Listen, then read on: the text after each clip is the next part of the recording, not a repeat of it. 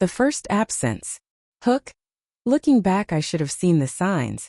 But when you're 18 and eager to start a new chapter, it's easy to miss the cracks forming in the foundation of everything you've ever known. I left home 3 days ago to begin my freshman year at UT Austin. The drive from our small town to the bustling city felt like crossing into another dimension, one where I could finally breathe freely without the weight of my father's expectations pressing down on me. Ethan Carter, my 47-year-old father, had been the sole authority figure in my life since Mom passed away when I was 8. His presence was always commanding, like a thundercloud perpetually hanging over our house. The morning of my departure, something felt off. Dad drove me to the airport in his usual stoic silence, but this time it was different. The air between us crackled with unspoken words, like static electricity before a storm. Normally, he'd give me his standard lecture about responsibility and making him proud, but that day, nothing. Just the rhythmic swish of windshield wipers against the light drizzle, and the occasional sigh that seemed to escape him involuntarily. You'd think after 18 years of raising me alone, he'd have more to say than have a safe flight, I muttered to myself as we pulled up to departures. Our goodbye hug felt mechanical, forced, like we were actors performing a scene neither of us had rehearsed properly. As I watched him walk back to the car through the terminal windows, I couldn't shake the feeling that something significant had shifted between us, though I couldn't put my finger on what exactly. Then came the call from Sarah, Dad's oldest friend and confidant. "Honey, there's something you need to know," she began cautiously. My stomach dropped. When someone starts a conversation like that, it's never good news. "Your dad. He's been different lately. Ever since you decided to go to Austin." "Different how?" I pressed, though part of me wasn't sure I wanted to know. Sarah hesitated, choosing her words carefully. "It's like, he's withdrawing into himself. He goes out more often now, sometimes doesn't come home until late. And those eyes of his, they look haunted, like he's carrying some heavy burden he can't share." I tried to brush it off as typical empty nest syndrome. After all, parents are supposed to feel lost when their kids leave for college, right? But Sarah's words gnawed at me, like termites silently eating away at the foundation of my peace of mind. Why hadn't Dad said anything? Was he really just struggling with my absence? Or was there something more? The first night in my dorm room, I found myself staring at the ceiling, listening to the unfamiliar sounds of campus life outside my window. Every creak of the building, every distant laugh or shouted conversation made me hyper-aware of how far I was from home. I kept picturing Dad sitting alone in our living room, surrounded by memories of Mom and me, drowning in silence. Or so I thought. What I didn't realize then was that silence can be deceptive. It can hide secrets that, once uncovered, would change everything I thought I knew about my family, my father, and myself. Little did I know, the quiet I imagined back home was actually the calm before the storm. A storm that would sweep away the foundations of my world and leave me questioning everything. The unwelcome message. Hook. Some messages aren't meant for you. But once you've read them, there's no unseeing what they reveal. It was supposed to be just another normal afternoon in my cramped dorm room. I was packing my textbooks when my phone buzzed with a notification. At first glance, it seemed like any other spam message, until I actually read the words. "I miss you, Ethan. When can we see each other again?" The world tilted on its axis. My father's name shouldn't be appearing in text messages from strange numbers. I stared at the screen, heart pounding like a trapped bird against my ribs. Who was this woman? And why was she calling my dad by his first name? The questions swirled in my mind like a tornado, picking up debris of suspicion and unease. Curiosity got the better of me. Against my better judgment, I searched for Lila on social media. It didn't take long to find her, too long actually. Her profile picture showed a woman in her late 30s, with warm brown eyes and a smile that looked practiced, almost rehearsed. What struck me most was her location. Just 15 minutes from our house. Even more alarming? Her check-ins at the Daily Grind, the coffee shop where Dad often spent his afternoons working. The pieces started falling into place with sickening clarity. I remembered how Dad would sometimes leave the house after dinner, claiming he needed to clear his head. How his phone would vibrate late at night, and he'd quickly silence it without looking. All those little moments I dismissed as normal suddenly gained new, disturbing meaning. "I need some air," I muttered to my roommate, though really I needed answers. Walking aimlessly around campus, I replayed every interaction with my father over the past few months. Had he been acting differently? More distant? Or had I just been too wrapped up in my own life to notice? Then came the memory that made my blood run cold. 2 weeks before I left for college, I'd walked into the kitchen to find Dad hastily ending a phone call. His face had flushed red, and he'd mumbled something about work before retreating to his study. At the time I'd thought nothing of it. Now I wasn't so sure. My hands trembled as I scrolled through Lila's photos. There were pictures of coffee art sunsets and… Wait, was that Dad's car in the background of one shot? The distinctive scratch on the passenger door matched perfectly with the one I'd caused during my driving test last summer.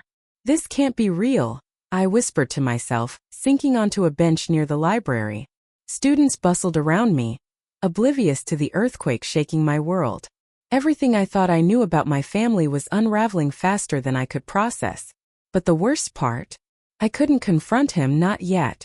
I needed more evidence, more proof that what I suspected was true.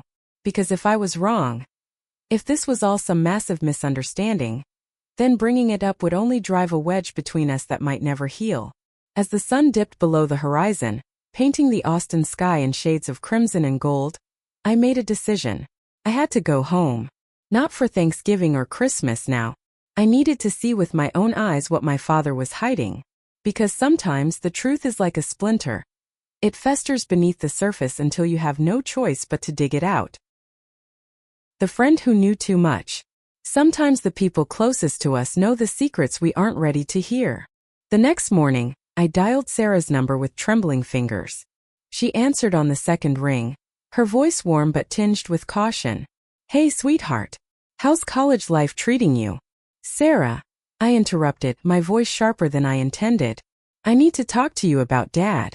And don't tell me everything's fine because it's not. There was a long pause on the other end of the line.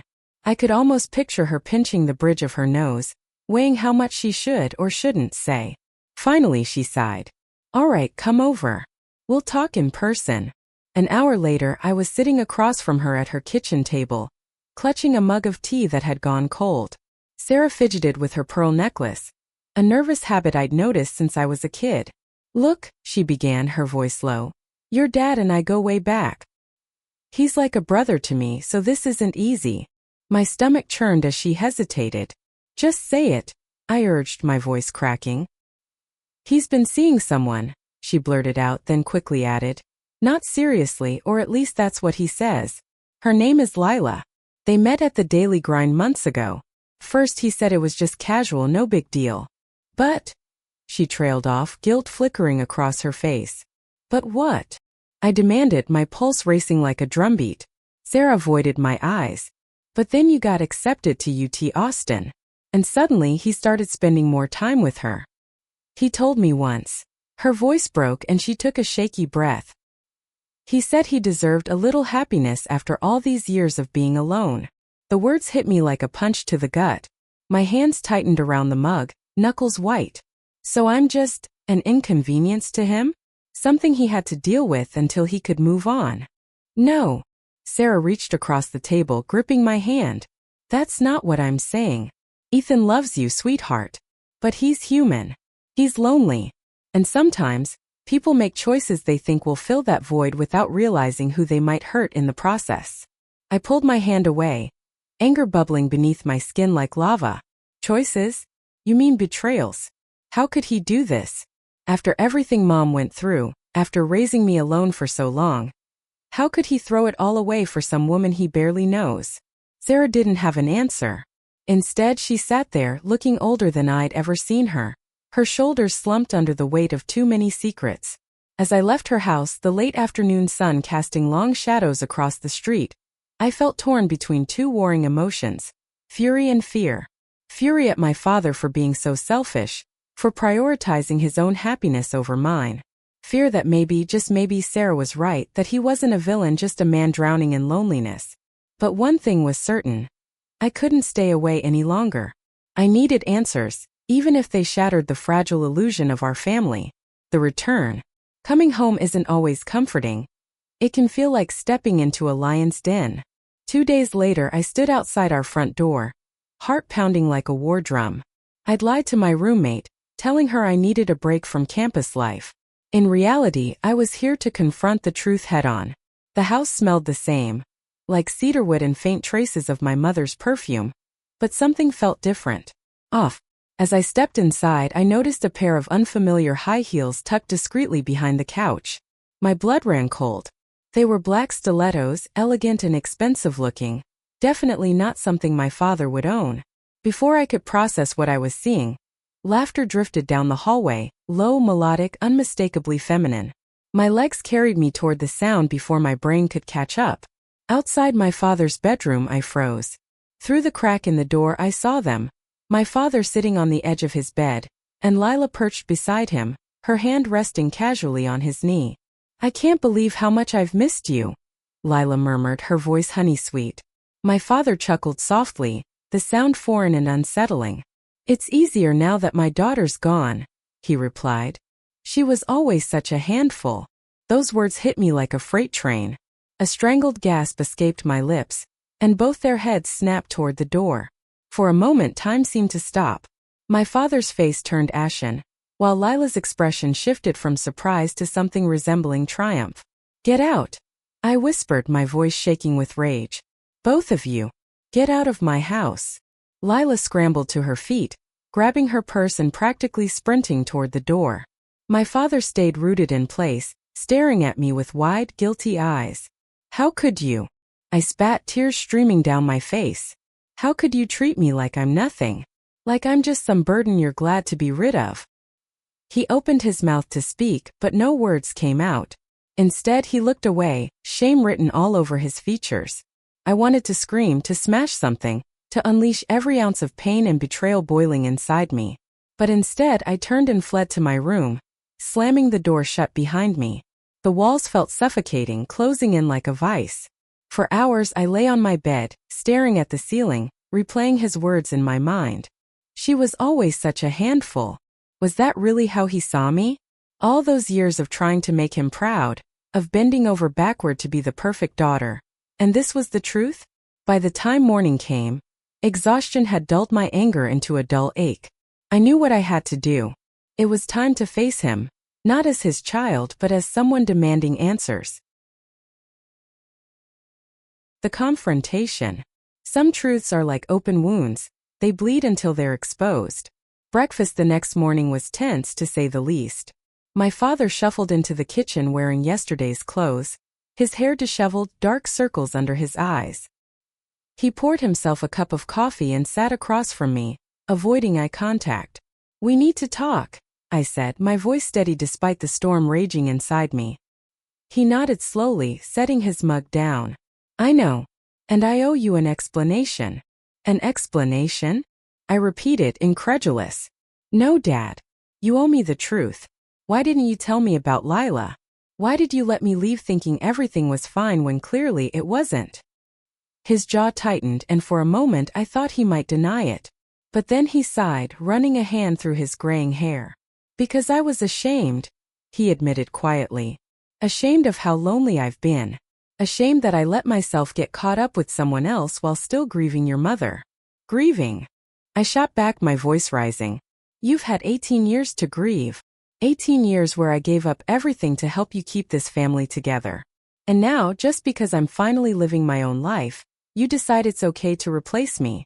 "It's not like that," he protested weakly. "I never meant to hurt you.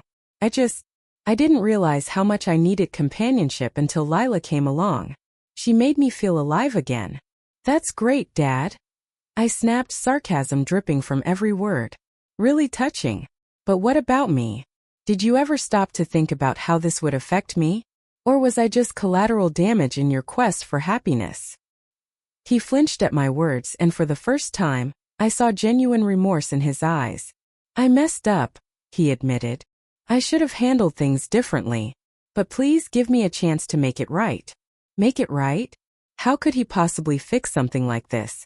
The trust I'd placed in him, the foundation of our relationship, it was cracked beyond repair. Still, part of me wanted to believe him, to hope that maybe, just maybe, we could rebuild what had been broken. But rebuilding takes time. And forgiveness? That would have to wait. The encounter. Hook. Some people wear masks so well, you don't realize they're hiding anything at all, until it's too late. I found her sitting at a corner table in the daily grind, sipping an espresso with the kind of practiced elegance that screamed calculated. Lila looked up as I approached, her lips curling into a smile that didn't quite reach her eyes. "You must be Ethan's daughter," she said, her voice smooth as silk. "Please sit." Her confidence unnerved me. Here was the woman who had been sneaking around with my father, yet she acted as though she had nothing to apologize for. I slid into the chair across from her, my hands gripping the edge of the table like a lifeline. "I wanted to meet you because..." I hesitated, searching for words that wouldn't sound accusatory. "Because I needed to understand why you're doing this. Why you're messing with my family." Lila tilted her head, studying me with an expression that bordered on pity. "Messing with your family? Darling, I'm not the one who started this. Your father came to me. He was lonely and I was there. That's all. That's all." I repeated, incredulous. "You think it's okay to insert yourself into someone else's life like that? To take advantage of his vulnerability?" She leaned back, crossing her legs casually. "Let me make one thing clear," she said, her tone sharpening just enough to cut through the air. "I didn't force him into anything. If Ethan chose me over you or anyone else, it's his decision, not mine.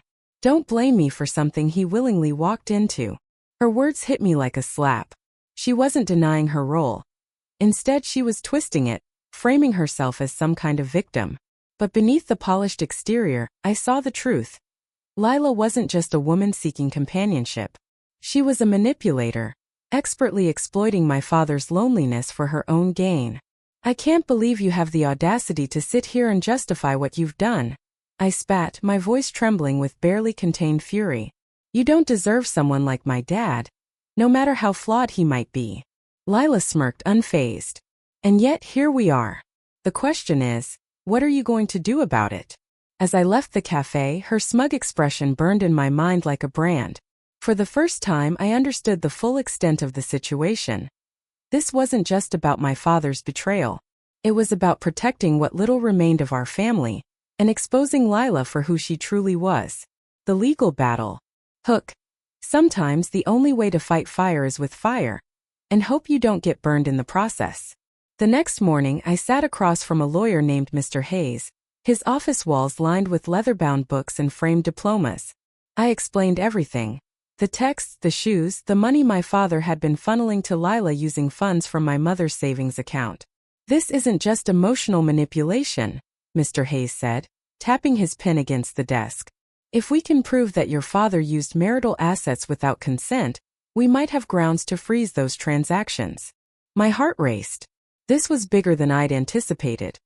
A legal battle that could tear apart whatever shreds of our family were left. But I couldn't back down now. Not when so much was at stake.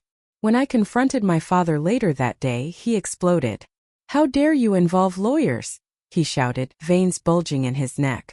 "You have no idea what you're doing. Meddling in things you don't understand." "Don't understand?" I shot back, tears streaming down my face. "You're using Mom's money to fund your affair. How is that fair to her memory? To me?" For a moment he looked like he might crumble. Then anger hardened his features again. "You're being cruel, Emily. Completely heartless." But the final blow came days later when Mr. Hayes uncovered something shocking. Lila was married. Her relationship with my father wasn't just immoral, it was illegal. "I can't believe this," I whispered, staring at the documents in front of me. My father had been entangled with a married woman, someone who had played him like a puppet. "This changes everything," Mr. Hayes said grimly. "We'll need to act quickly." As I processed the revelation, a strange mix of emotions washed over me. Disgust, sadness, and a flicker of vindication. Lila wasn't just a homewrecker. She was a liar, a cheat, and a master manipulator. And my father, he was complicit in his own downfall. The collapse. Hook. When the lies unravel, even the strongest foundations can crumble. It happened fast. Once the truth about Lila's marriage came to light, she vanished like smoke in the wind. No explanations, no apologies, just gone. My father, blindsided by her betrayal, spiraled into despair. He lost his job after missing too many days due to personal issues, and mounting debts forced him to sell the house where I'd grown up. One night, I received a call from the hospital. My father had attempted suicide. Sitting beside his bed, watching the steady beep of the heart monitor, I felt a storm of conflicting emotions. Anger warred with guilt, resentment with pity. He brought this on himself, I muttered under my breath, clutching the railing of his bed. But then, weak and hoarse, he spoke. Emily, I'm sorry. I messed up. Everything. His voice broke, and for the first time, I saw him not as the towering figure who controlled our lives, but as a broken man drowning in regret. Despite everything, I stayed by his side that night, holding his hand as he drifted off to sleep. It wasn't forgiveness, not yet, but it was a start. Because deep down, I knew that healing wasn't just about him. It was about me too. A new beginning. Hook. Sometimes moving forward means leaving the past behind, even if it hurts. Months later, I moved into a small apartment near campus. It was modest but mine, a symbol of independence I hadn't realized I craved. I kept in touch with my father, though our conversations were sparse and guarded. We both needed space to heal. Life began to brighten. I threw myself into my studies, joined clubs, and made friends who didn't know the weight of my family drama. Laughter returned to my days, and for the first time in a long time I felt free. I can't change what happened, I wrote in my journal one evening, but I can decide how it shapes me. And I choose to move forward. An open ending. Hook. Closure doesn't always mean resolution. It sometimes means acceptance.